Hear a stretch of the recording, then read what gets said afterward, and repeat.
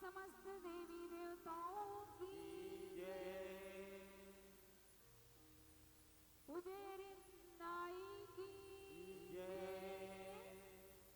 भक्त और भगवान की आयोजन करता यजमान की परीक्षित यजमान परिवार की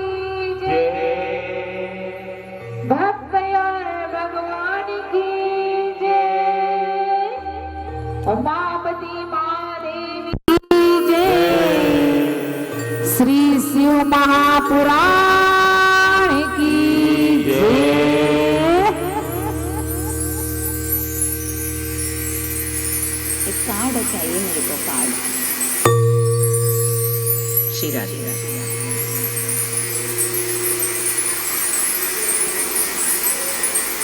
परम पिता परमेश्वर अखिल ब्रह्मांड नायक देवों के देव महादेव की असीम अनुकंपा, जगत जननी जगदम्बा मां पार्वती भोलेनाथ परिवार की विशेष अनुकंपा, माता पिता एवं पितरों के आशीर्वाद से समस्त ग्रामवासी देवी देवताओं के आशीर्वाद से और यजमान परिवार के पुण्य कर्मों के फल से आयोजित 7 दिवसीय संगीतमय शिव महापुराण ज्ञान यज्ञ सप्ताह आरंभ दिवस आज अभिनंदन सभी भक्तों का हमारे भोलेनाथ की कैलाश पर्वत पर, साथ ही आज वेदी पूजन, जल यात्रा और ज्योति महारानी का प्रज्वलन का दिवस रहा। आज आप सभी के द्वारा सुंदर दिव्य कलश यात्रा करी गई। अब कलश यात्रा कहते हैं जी, पहले जल यात्रा कहते थे। जल यात्रा माने जहां कलश लेकर सुंदर दिव्य कलश को अपने सिर पर धारण कर भक्तगण भगवान को निमंत्रण देते हुए गंगा मैया शिव की जटाओं से निकली पावन गंगा के पावन श्री चरणों पे वंदन अभिनंदन करते हुए गंगा मैया को अपने कई जन्मों के पुण्य कर्मों से अर्जित कर भक्तगण दिव्य कलश में उनका आवाहन कर उनका आशीर्वाद लेकर उस कलश में लेकर आते हैं। और जिस स्थान पर भगवान की दिव्य कथा आरंभ हो रही होती है वहां पर उस कलश को स्थापित करते हैं। उसे कहते हैं कलश यात्रा, जल यात्रा। जो आरंभ जहां से होता है और जो जल गंगा मैया में जाकर रुकता है और वहां से आरंभ होता है, तो जिस स्थान पर, जिस पवित्र स्थान पर वृंदावन मथुरा काशी अयोध्या के समान लग रहे पावन धरा, देखिए जिस समय हम जाएंगे अयोध्या वृंदावन मथुरा काशी या चारों धाम तब जाएंगे, किंतु अभी जाकी रही भावना जैसी, प्रभु मूरत देखे दिन तैसी। जिस रूप में हम भगवान को देखते हैं वही रूप में भगवान हमें दर्शन देते हैं। ये हमारा शास्त्र कहता है, हमारा सनातन धर्म कहता है। इसलिए मन में भाव रखिए आप कि इस वक्त आप कैलाश पर्वत पर बैठे हैं। सदाशिव सांब सदाशिव उमापति महादेव सह परिवार आपके सामने विराजमान है।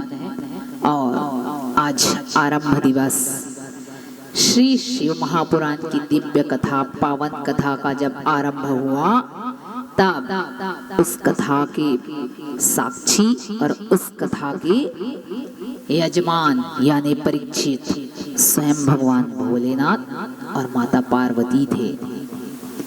जब प्रथम बार श्री शिव महापुराण का आरंभ हुआ।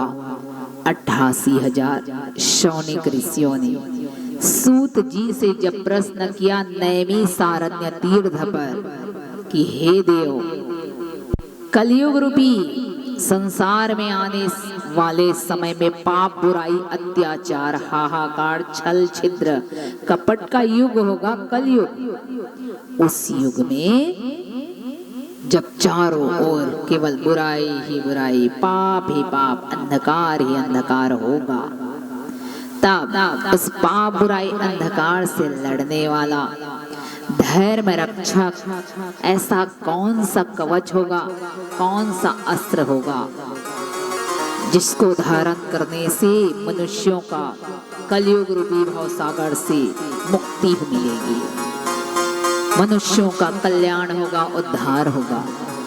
तब सूत जी ने ऋषियों से कहा, हे ऋषियों, जगत कल्याण के लिए आपने अति उत्तम प्रश्न किया है, बहुत अच्छा प्रश्न किया है।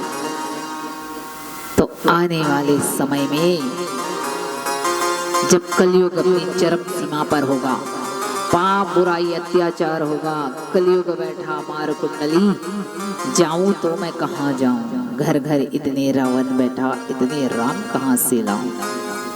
जब लोग सतयुग में चारों ओर केवल और केवल सच्चाई ही सच्चाई थी, उस युग को कहते हैं सतयुग।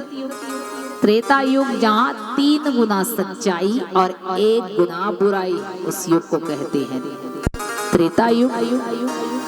जिस युग में 2 गुना सच्चाई और 2 गुना बुराई, वो युग बना द्वापर। और जिसमें 3 गुना बुराई और केवल 1 गुना अच्छाई, वो युग बना कलयुग।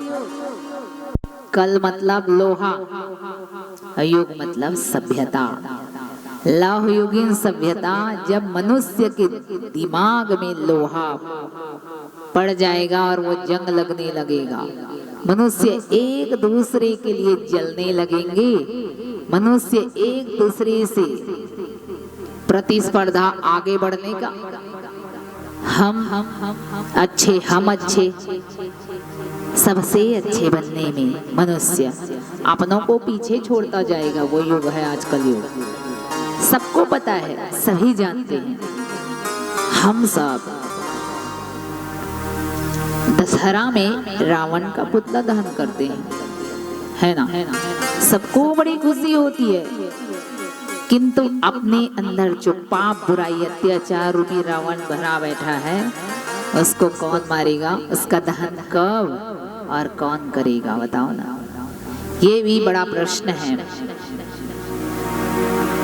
एक सिक्का होता है, उसके 2 पहलू होते हैं, हेड और टेल, चिट और पर्ची।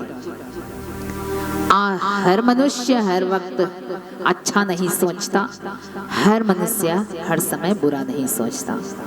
हर कोई हर किसी के लिए अच्छा नहीं होता और हर कोई हर किसी के लिए बुरा नहीं होता। बुराई और अच्छाई दोनों एक ही मनुष्य के भीतर है। सतयुग में पहले देव और दानव अलग अलग लोक में रहते थे। द्वापर युग में देव और दानव, त्रेता युग में देव और दानव एक ही लोक में रहते थे, श्री राम जी और रावण। द्वापर युग में देव और दानव एक ही घर में रहते थे, कौरव और पांडव। कलयुग में देव और दानव एक ही मनुष्य के भीतर रहते हैं। इसलिए मनुष्य कभी क्रोध में रहता है और कभी मनुष्य शांत स्वभाव का रहता है। 5 उंगली एक बराबर नहीं होती, है ना? एक ही माता पिता के संतान भी एक जैसे नहीं होते, न रूप में, न सोच समझ में, न सूरत में, न सीरत में। सही है कि नहीं? है ना? आप ही सोचिए। आयोजन करता यजमान श्री गंगाराम साहू भैया जी, धर्मपत्नी श्रीमती रामकुमार साहू जी, जो कि परीक्षित यजमान के रूप में विराजमान है। श्री छन्नूराम शाहू भैया जी और धर्मपत्नी श्रीमती तामेश्वरी साहू दीदी जी, भैया श्री भगतराम साहू जी, धर्मपत्नी श्रीमती भारती साहू जी, आयोजन करता यजमान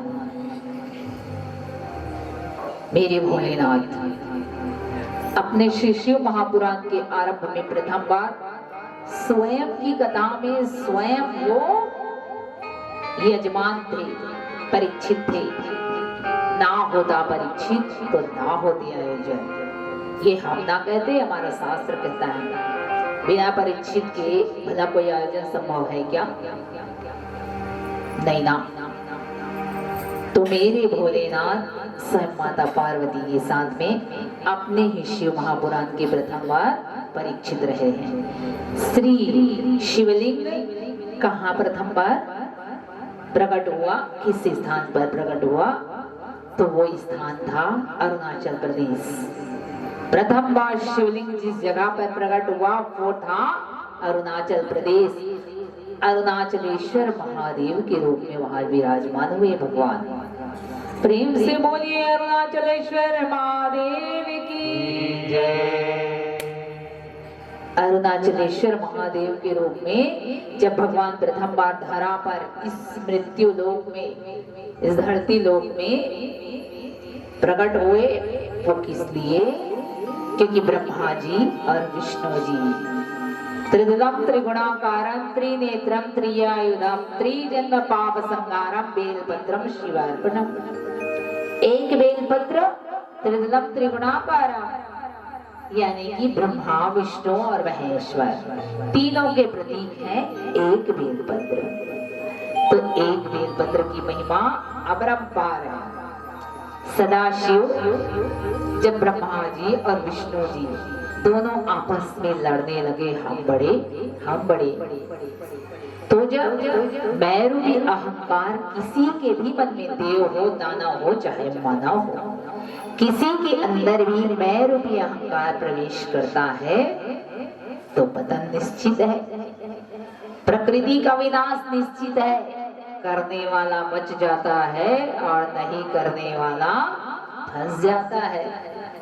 तो ब्रह्मा और विष्णु जब आपस में लड़ने लगे, हम बड़े, तो भगवान को आना पड़ा। अखिल ब्रह्मांड नायक आदि से अंत तक, अंत से अनंत तक केवल सदाशिव थे, हैं और सर्वदा रहेंगे। उनको आना पड़ा और वो एक स्तंभ के रूप में, स्तंभ मतलब समझते हैं ना, खंबे के रूप में वो बीच में प्रकट हो गए। जिस प्रकार से नरसिंहनाथ भगवान, नरसिंह यानी नर मतलब मनुष्य और सिंह मतलब शेर, सिंह का धड़ रहा और सर सिंह का रहा और मानव का शरीर रहा, नरसिंह अवतार रहे भगवान। वैसे ही शिव जी प्रकट हुए प्रथम बार, और जब शिव जी प्रकट हुए तो ब्रह्मा और विष्णु दोनों शांत हो गए। दोनों जब शांत हो गए तो भगवान ज्वलने लगे, ज्वालामुखी के समान। ब्रह्मा जी और विष्णु जी दोनों आश्चर्य हो गए कि इनकी अस्तित्व, इनकी पहचान की वो खोज करने लगे। एक दिशा ब्रह्मा जी, एक दिशा विष्णु जी। वहां से आए गए, कछु ना मिला उनको, तो फिर एक दिशा ब्रह्मा जी, एक दिशा विष्णु जी। करते करते 10 दिशाओं में निरीक्षण परीक्षण उन्होंने कर लिया, तब भी उनको कहीं पर भी उस स्तंभ का राज रहस्य पता ना चला। तब देवों के देव महादेव को प्रकट होना पड़ा, निराकार रूप से साकार सगुण रूप में साक्षात उमापति महादेव प्रकट हो गए। प्रेम से बोलिए उमापति महादेव की जय। जब भगवान प्रकट हो गए तब ब्रह्मा जी ने 5 मुख थे ब्रह्मा जी के, एक मुख से उन्होंने केत की पुष्पराज पेड़ों का फूलों का राजा पुष्पराज केतकी को ब्रह्मा जी ने झूठ बोलने को कहा, अपने असत्य में शामिल किया। भोलेनाथ ने कहा, केतकी तुम्हें क्षमादान ना मिलेगा, तुमने पाप किया है और कर्म प्रधान विश्व रची राखा, जो जस करई तो तस फल चाखा। बस कर्म किए जा, फल की इच्छा मत कर रहे इंसान, जैसा कर्म करेगा वैसा फल देगा भगवान। और यही है गीता का ज्ञान। भगवान ने कहा केतकी तुम्हें क्षमादान ना मिलेगा, झूठ बोला तुमने, असत्य कहा तुमने। केतकी रोने लगी, प्रलाप करने लगी, भगवान से क्षमा मांगने लगी। देवों के देव महादेव ने केतकी से कहा, केतकी शिव जी के मंडपाच्छादन यानी शिव जी के किसी भी पूजा में, किसी भी यज्ञ में केतकी शामिल नहीं हो सकती। यदि भूल से भूल किसी भक्त ने केतकी को शिव जी को अर्पित किया तो उसके सारे पुण्य कर्म नष्ट हो जाएंगे क्षण में। ये भोलेनाथ ने केतकी को श्राप दिया है। केतकी जब प्रलाप करने लगी तो भोलेनाथ ने उन्हें वरदान भी दिया। श्राप तो देव का कट नहीं सकता, किंतु उपाय कुछ ऐसा तो किया जा सकता है जिससे क्षमा मिले।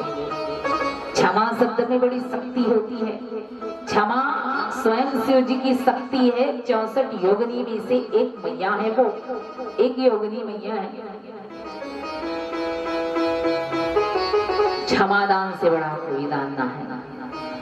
शिव जी ने कहा कि हर देवी देवता, 33 कोटि देवी देवता है ना, हर देवी देवता के यज्ञ हवन में, पूजन में तुम्हारा उपयोग किया जाएगा, किंतु शिव पूजा में केतकी वर्जित होगी। केतकी को थोड़ी राहत मिली। धन्यवाद प्रभु। पर विनम्र निवेदन है, विनती है, सदा अपने श्री चरणों से लगाए रखना। केतकी ने भोलेनाथ के श्री चरण को खो दिया। एक छोटी सी भूल इंसान को पतन के रास्ते पर ले जाती है। इसलिए बिना विचारे जो करे सो पाछे पछताए। काम बिगाड़ो आपनो बस जग में हो तरसाए। इसलिए ऐसा काम कभी ना करे जिसके लिए बाद में पछताना पड़े। और वशीकरण यहाँ मंत्र है, तजदे वचन कठोर। किसी को अपना बनाने के लिए प्रेम और सम्मान के दो ही शब्द काफी है। उसके लिए कोई वशीवरण टोना टोटका की जरूरत नहीं है। इसलिए ऐसी वाणी बोलिए दुश्मन का आपा खोए, अजी औरत को शीतल करे आपो शीतल हो। वाणी में मिठास, सर्वदा वाणी में मिठास रखिए। और आगे आगे देखिए होता है क्या चमत्कार। फिर आप ही कहेंगे चमत्कार को नमस्कार है। तो प्रथम बार शिवलिंग अरुणाचल प्रदेश में प्रकट हुआ। ये 2 दिवस बाद, अभी इतने लोगन हैं, 2 दिवस बाद मैं आपसे फिर से पूछूंगी, शिवलिंग प्रथम बार किस जगह प्रकट हुआ? बताइए ना, अभी तो बताया। हाय हाय भैया जी, एक साउंड इनको भी दीजिएगा कल से। हाँ, अरुणाचल प्रदेश, अरुणाचलेश्वर महादेव की जय। प्रथम बार शिव जी की पूजा किसने की? ब्रह्मा जी और विष्णु जी ने। 2 तले घी मधुरस गुड़ और शक्कर से, पवित्र गंगा के जल से, क्योंकि भोलेनाथ बड़े ही गर्मी वाले देव हैं। उनको हल्दी पीला चावल नहीं चढ़ाया जाता, नहीं, क्योंकि उनको बड़ी गर्मी लगती है। शिवलिंग जिस भी जगह होता है 40 फीट की दूरी से, 40 फीट की दूरी से गर्मी लगना स्टार्ट होता है। ये श्री शिव महापुराण विद्वेश्वर सप्ताह की कथा कहती है, शिवलिंग के 40 फीट दूरी से गर्मी लगना आरंभ होता है। शिव और शक्ति, माता पार्वती की हस्तरेखा जलाहरी। शिव और शक्ति सह शिव परिवार एक शिवलिंग में विराजित है। 40 फीट की दूरी से गर्मी लगती है। अब तो गांव गांव, शहर शहर, गली गली, मोहल्ले मोहल्ले और घर घर केवल शिव जी और शिव जी। हर हर हर घर ओम नमः शिवाय, श्री शिवाय, श्री शिवाय, हर हर हर महादेव शंभो। तो शिव जी है चारों ओर, तो तांडव तो होगा भाई, गर्मी तो आएगी। और इस साल सन 2026 में जेठ माह डबल है, जानते हैं? पुरुषोत्तम मास, पुरुषों में उत्तम हूं मैं, पुरुषोत्तम श्री हरि नारायण। वो इस वक्त एक माह अधिक बढ़ने वाला है, अधिक मास पुरुषोत्तम मास आएगा, वो भी गर्मी में। तो 2 महीने हो गए हैं, ज्येष्ठ का माह इस बार, तो भी सब गर्मी आएगी जी। अब जो 30 त्योहार इस बरस 2025 में अक्टूबर में हुए, सितंबर में हुए, वो इस बार अक्टूबर और नवंबर में होगा, है ना? तो देवउठनी एकादशी, दीपावली, वो इस बार नवंबर हो गया है। और सिंह वाहिनी आपकी माँ दुर्गा, वो इस बार सच में सिंह की सवारी करके आने वाली है। 2025 में वो नवरात्रि, कुंवर माह नवरात्रि, वो हाथी पे सवार होकर आई थी। तो बारिश हुआ था, जल मग्न हो गया था। और इस बरस वो सिंह वाहिनी आ रही है। तो इस बार जरा ज्योतिष शास्त्र कहता है कि इस बार जरा वर्षा कम होगी, खंड वर्षा होगी, और अकाल यात्रा प्रवास का इस बार योग बना है। इस बार की मकर संक्रांति जो गई है भी, मकर संक्रांति 14 जनवरी 2026। तो मकर संक्रांति इस बार कई राशियों के लिए, उस राशि को मैं कल बताऊंगी आपको, तो कई राशियों के लिए बड़ी प्रभावशाली, यानी खुशहाली और हरियाली लेकर आई। और कई राशियों के लिए इस बार जरा परीक्षा की घड़ी रहेगी। शास्त्र कहता है, ज्योतिष विद्या कहती है कि इस बार कुछ राशियों के लिए फलदायी और कुछ राशियों के लिए कष्टदायी होने वाली है। इस बार सर्दी खांसी जो होना है ना, बुखार, वो लंबा अवधि तक रहेगा, 2 जून तक सन 2026।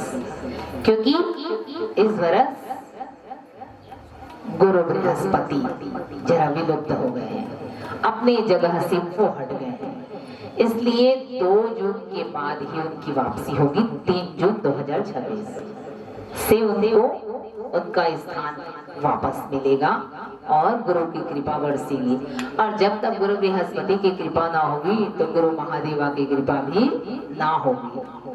प्रेम से बोलिए उमापति महादेव की जय।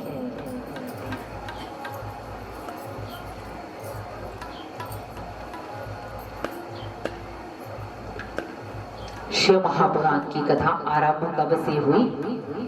चंचला और बिंदु से। चंचला बड़ी पतिव्रता स्त्री थी, सती अनसुईया और देवी अरुंधति के समान। उनके सतीत्व में बड़ा प्रबल था। जिस प्रकार तारा देवी यानी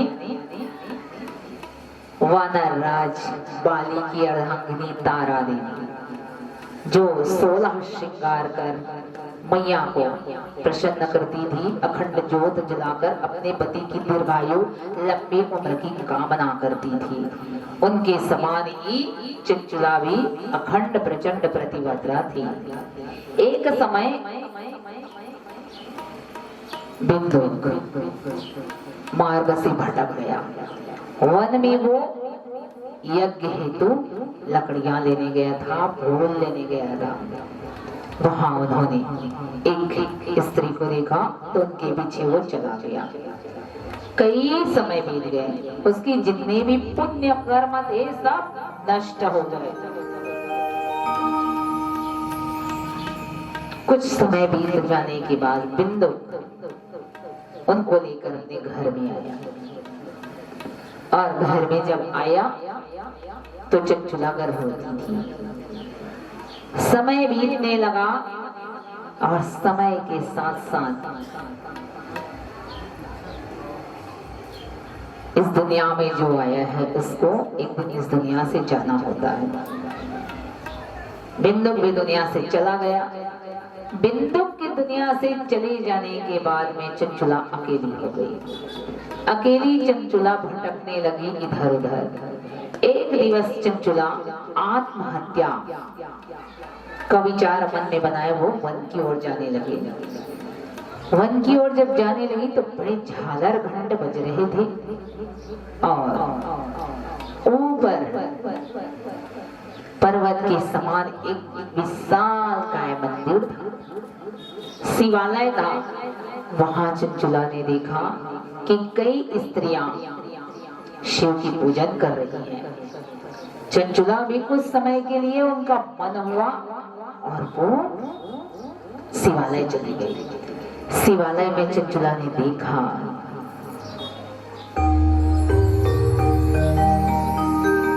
शिवगण, शिव के भक्तगण शिव जी की आराधना कर रहे हैं, पूजन कर रहे हैं। चंचुला चुपचाप से कोने में बैठ गई। जब सभी चले गए तब चंचुला ने जो वहां के पुजारी जी थे ना उनको प्रणाम किया। पुजारी जी ने देखा सभी चले गए हैं, चंचुला बस बैठी है। उसने कहा, पुत्री तुम कौन हो? चंचुला ने अपना नाम बताया और चंचुला ने अपनी सारी बीती कथा बताई। चंचुला की कहानी सुनने के बाद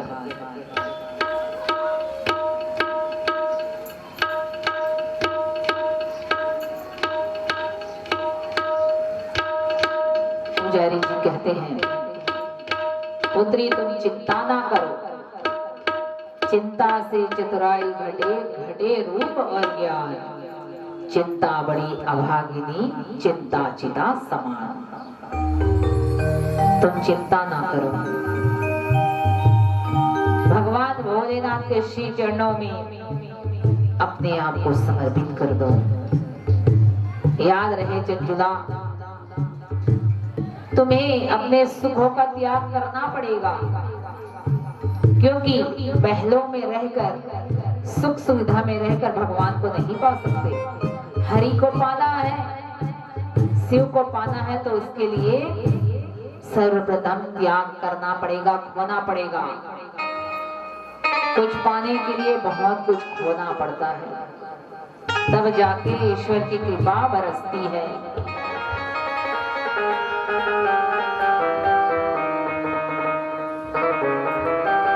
दुनिया में कई ऐसे भक्त हैं जिनको मंत्र आते हैं, न पूर्ण विधान आते हैं, फिर भी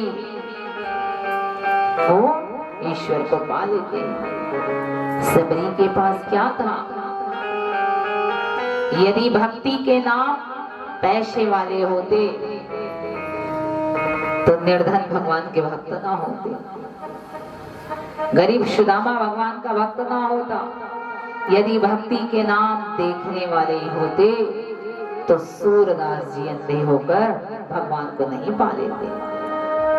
यदि भक्ति का नाम जाति पाति धर्म होता तो सबरी सबसे निम्न जाति की भील ने निषाद राज वो भगवान को ना ही पा लेते। यदि भक्ति के नाम दो पैर से चल के जाने वाले होते तो मुकम करोति वाचालम पंगुम लघ्यते गिरिम।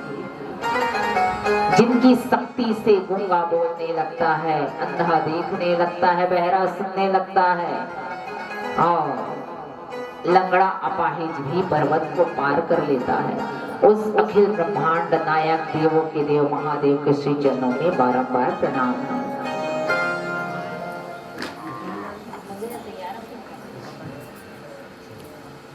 और वो आज नहीं आएंगे। आप लोग जैसे जैसे भी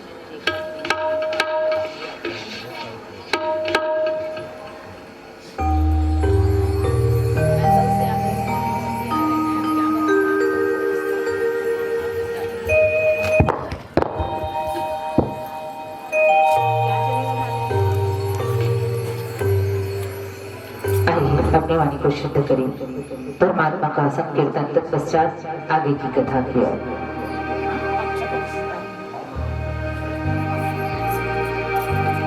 अब छत और इशिता की ओर से मेरे भोलेनाथ के श्री चरणों में 101 रुपये अर्पित हुए हैं। वो की शताब्दी की जय। सर्वदा भगवान हरियाली और खुशहाली बनाए रखे आपके जीवन में। इन्हीं शुभ मंगल कामनाओं के साथ में हर हर महादेव।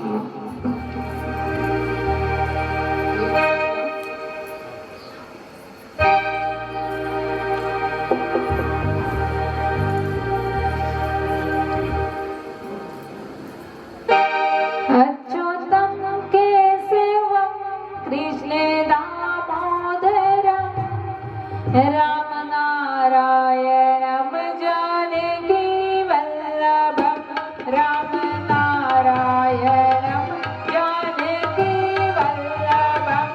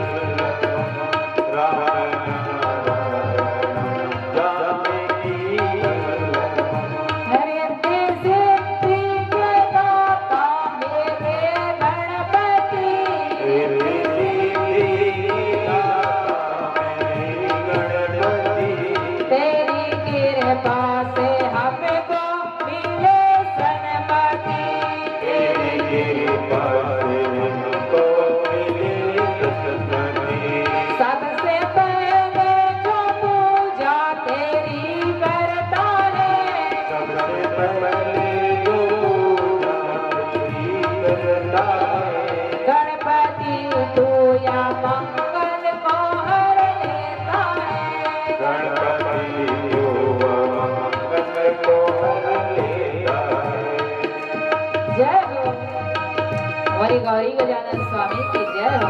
आइए प्रभु, भक्तों के द्वारा गौरी गजानन स्वामी का अभिनंदन।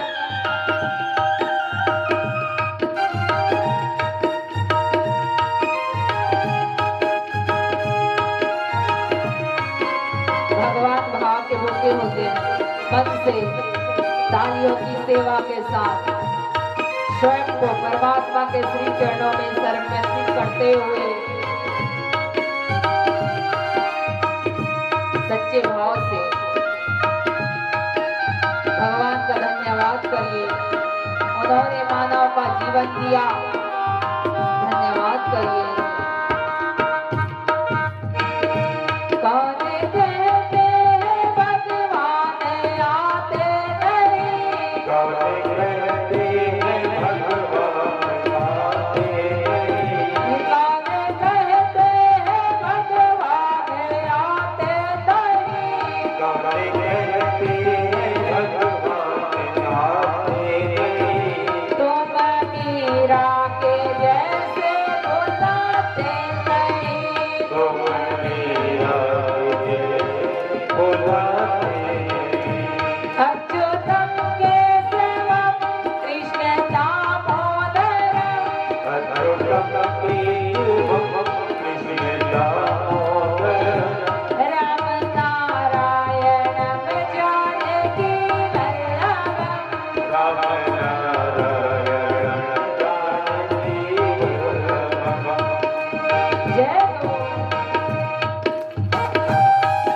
राधे रमन सरकार की जय हो। आइए प्रभु, सभा में अभिनंदन स्वागत साहब का सच्चे भाव से भगवान का धन्यवाद करिए। उन्होंने आपको 2 हाथ दिए, 2 पैर दिए, 2 आंख दिए। हाथ को जोड़कर भगवान का धन्यवाद करिए कि उन्होंने मानव का जीवन दिया, मानव का शरीर दिया। दोनों पैरों से चलकर उनके धाम जा सकते हैं, वो शक्ति दिया।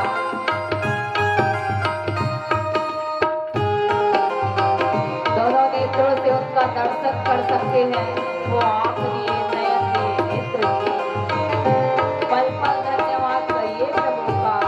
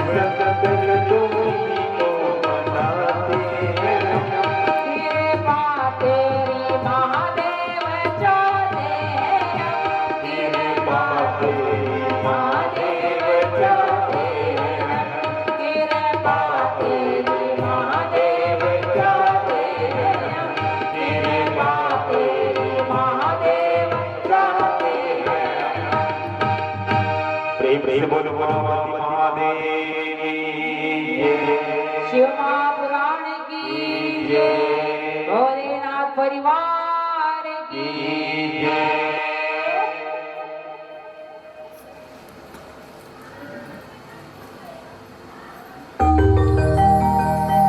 एक ऐसे ही भक्त थे भोलेनाथ के,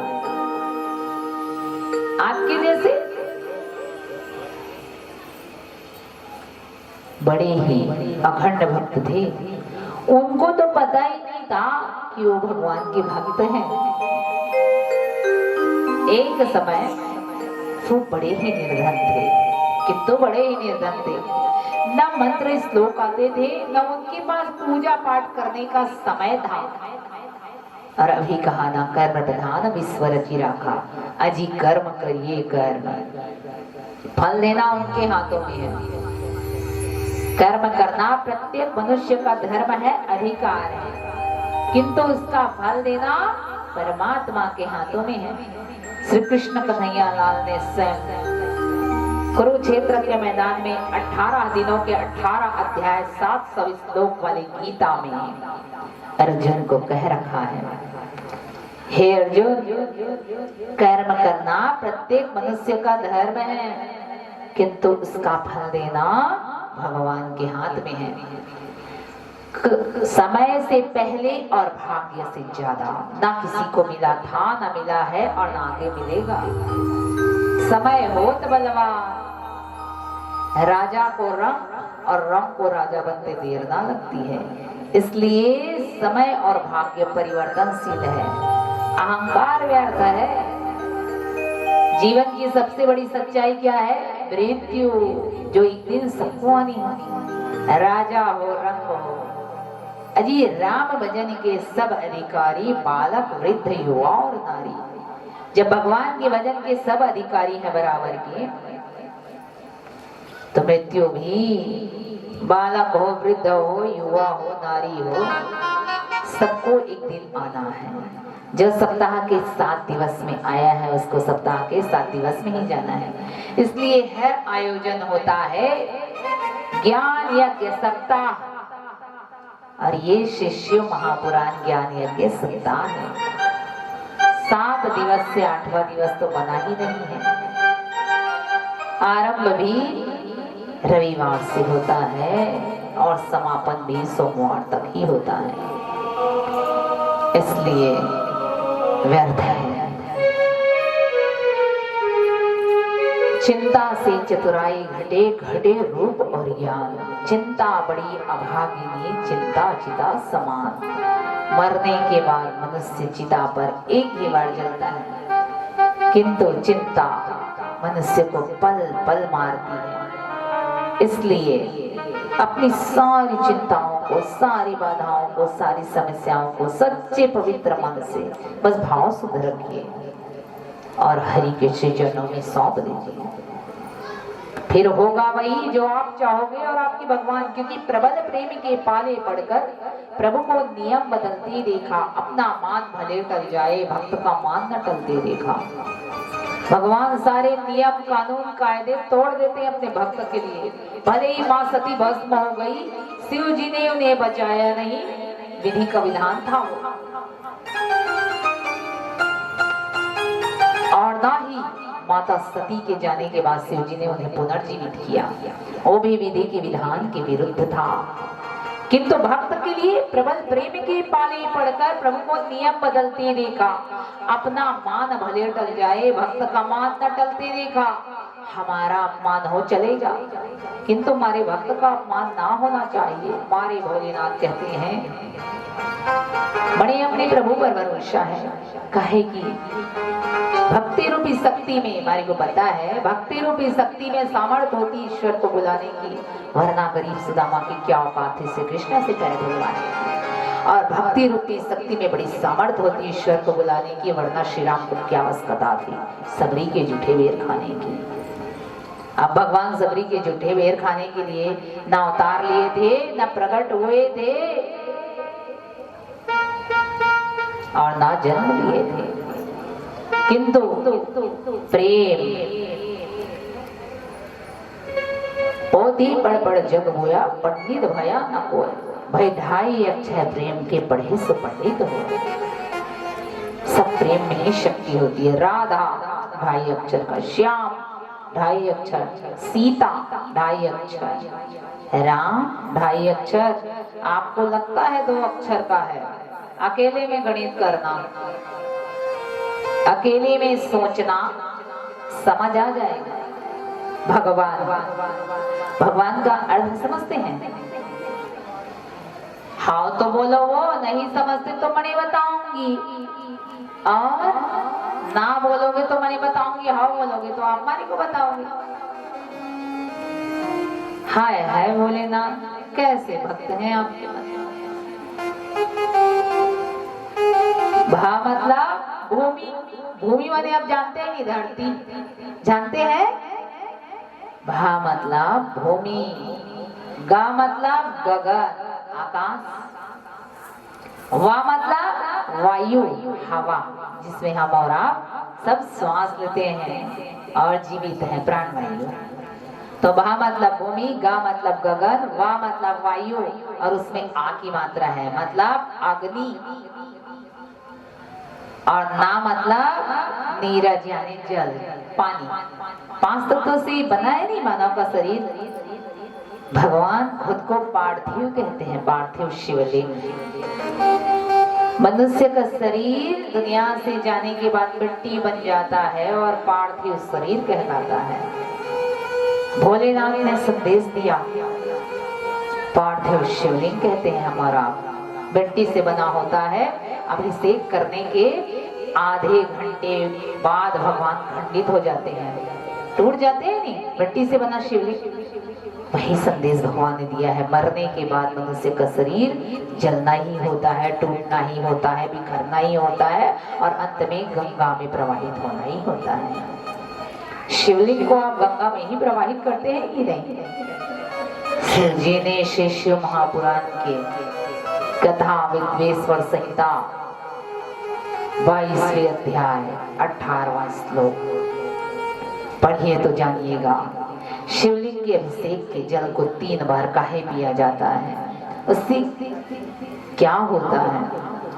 हर क्यों क्या कैसे किंतु परंतु सबका जवाब विद्वेश्वर संहिता। तो इसीलिए भगवान ने संदेश दिया। अब आप ही सोचिए भला, मनुष्य हम और आप कोई भी चीज को ऊपर फेंकिए ना तो धरती में गुरुत्वाकर्षण शक्ति नीचे आता है नहीं? कोई भी पत्थर ही ऊपर फेंकेंगे नीचे आता है, अग्नि ही नीचे जलाते हैं ऊपर क्यों जाता है?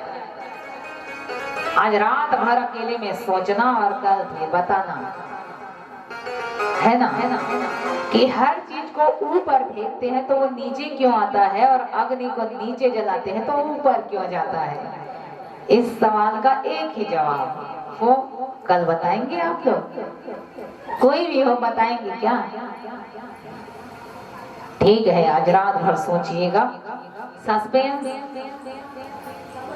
आधे बीच में ऐसे जगह पर रोको जहां कल उत्सुकता हो जाने की, तो कल बताएंगे इसका जवाब। आप यदि ना बताए तो मैंने आपको बताऊंगी, चलेगा? बनेगा ना? तो कल ही बताते हैं। अब आते हैं जहां थे चंचुला और बिंदु की कथा। तो चंचुला उन्होंने अपने सुख का त्याग किया और साध्वी की वेशभूषा बनाई, साध्वी का वस्त्र धारण किया, रुद्राक्ष की माला को धारण किया और उन्होंने शिव महापुराण की कथा को श्रवण किया। कुछ समय बीत जाने के बाद चंचुला भी भगवान की भक्ति करते करते वो कैलाश लोक को चली गई। स्वयं सदाशिव प्रदोष काल के समय नंदी बैल की सवारी कराते हैं शिव परिवार। स्वयं सदाशिव चंचुला को, माता पार्वती स्वयं चंचुला को सह सम्मान कैलाश लेकर गए। चंचुला की भक्ति में बड़ी शक्ति। चंचुला कैलाश में रहने लगे। कुछ दिन बाद माता पार्वती की सबसे प्रिय सखी बन गई। एक दिन चंचुला पूछती है कि हे माता, मेरे पति बिंदु इस वक्त कहाँ है? माता पार्वती कहती है, बिंदु इस वक्त हिमालय पर्वत पर है, पिशाच योनि में भटक रहा है। बिंदु अब आई भूत प्रेत पिशाच शिव के गणों की कथा की बारी। तो 7 गांठ से बंधा हुआ ये बांस जो आपके सामने रखा है, इसके ऊपर में भगवान ने उन शक्तियों को स्थान दिया है। आप अभी जल यात्रा गए तो आपने 33 कोटि देवी देवता को तो निमंत्रण दे दिया, सभी आ गए। वो मेन कलश जो अंदर रखा है, सर्वतोभद्र मंडल हमारी प्रधान वेदी, उस वेदी के ऊपर में रखा है मेन कलश, तांबे का पात्र। वो हमारी सबसे बड़ी शक्ति, शिव की सबसे बड़ी शक्ति, 33 कोटि देवी देवता और आपके ग्राम के समस्त देवी देवता उसमें विराजमान है। और वो दिव्य कलश सर्वतोभद्र मंडल प्रधान वेदी के ऊपर में रखा है। अब जितनी भी अदृश्य शक्तियां हैं, पितृगण हैं, आपके पूर्वज हैं, वो कहाँ जाएंगे?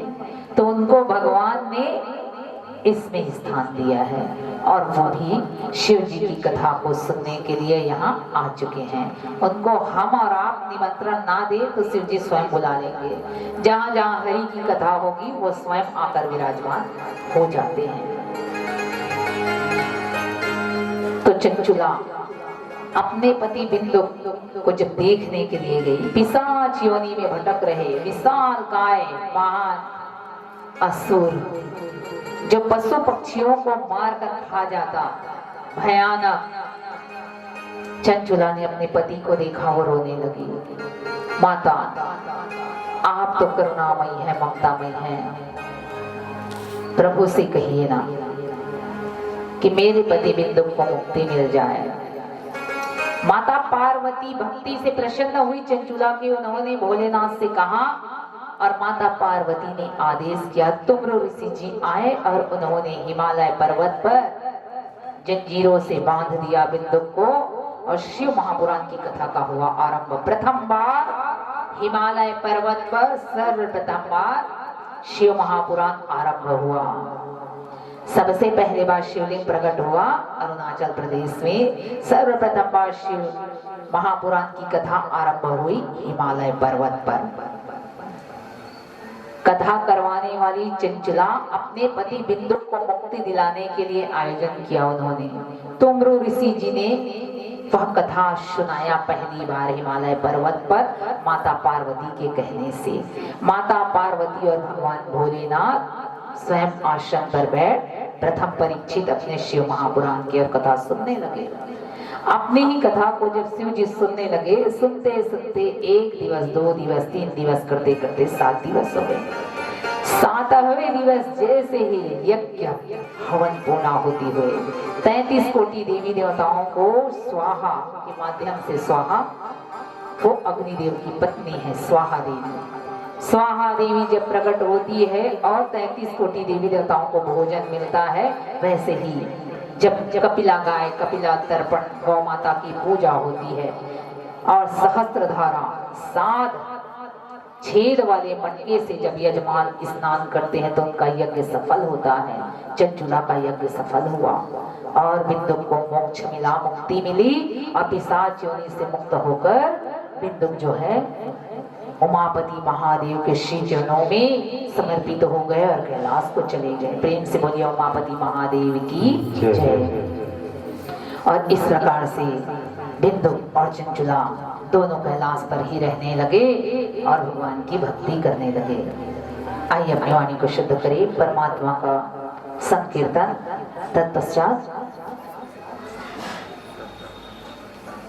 तत्पश्चात आरती की तैयारी कर लीजिएगा।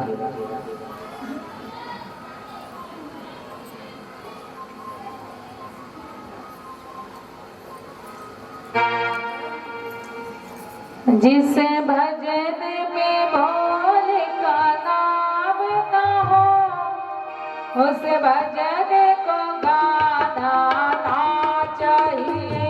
जिस भजन में भोले का नाम न हो उस भजन को गाना चाहिए। जिस भजन में शिव जी का नाम न हो उस भजन को गाना ना चाहिए। जिस भजन में